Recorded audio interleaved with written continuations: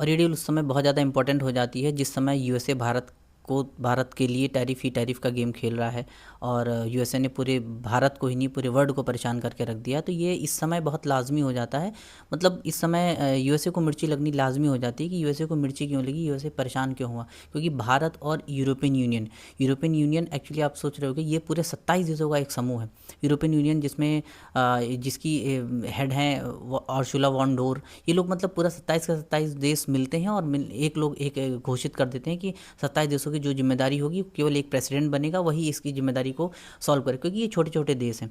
तो European union जो USA के बड़ा यूएसए की बहुत ही प्रभावी यूएसए से बहुत प्रभावित होती थी, वो इंडिया आती हैं और इंडिया से mother of all trade deal करती हैं।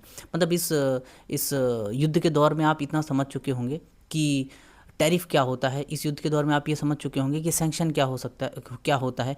और सारी चीज़ें आप इस युद्ध के दौर में यूएसए ने सबको पूरे देश को अवगत करा दिया है। मतलब आसान भाषा में ये समझिए कि यूरोप की जितनी भी गाड़ियां हैं, यूरोप की जो चाहे वो जर्मनी की गाड़ी हो, चाहे वो और भी यूरोप की जितने भी कंट्री की हो, चाहे बीएमडब्ल्यू हो गई, ऑडी हो गई, या कोई भी जितना भी यूरोप का सामान है भारत आता है, वो उस पे या तो टैरिफ नहीं लगेगा, या तो कोई टैक्स नहीं लगेगा, या तो लगेगा भी तो ना के बराबर लगेगा। तो समझिए, और वही चीज़ इंडिया से जो भी हम यूरोप को बेचते हैं, जो भी चीज़ें बेचते हैं, उसमें भी या तो टैक्स नहीं लगेगा या तो टैक्स बिल्कुल तो बहुत कम मात्रा में लगेगा।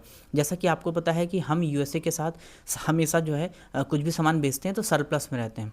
ऐसे ही सेकंड नंबर पे हम सबसे ज़्यादा बेचते हैं यूरोपियन यूनियन को, मतलब पूरे यूरोप को बेचते हैं। अगर हम यूरोपियन यूनियन को ले लें तो उस तरीके से हम उनसे भी सरप्लस रहते हैं। तो ये बड़ी अच्छी खबर है कि जिस तरीके से भारत ने उनके साथ ट्रेड डील, अर्सुला वॉन डोर के साथ ट्रेड डील साइन कर ली है।